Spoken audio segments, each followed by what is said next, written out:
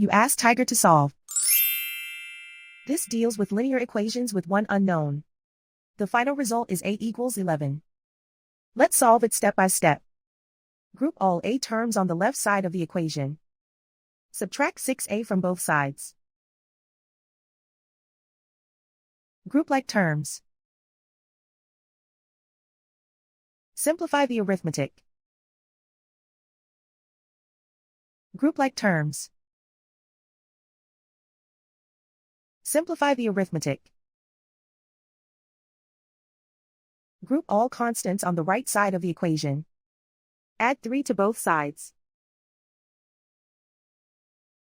Simplify the arithmetic.